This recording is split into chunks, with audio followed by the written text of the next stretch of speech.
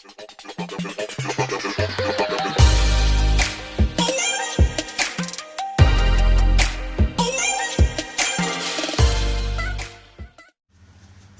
morning everyone! Shoutout po sa mga OFW dyan. Time to work. Papasok na kami.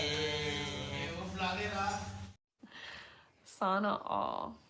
Good morning everyone. Pasok na naman tayo sa trabaho. Ganito talaga ang buhay.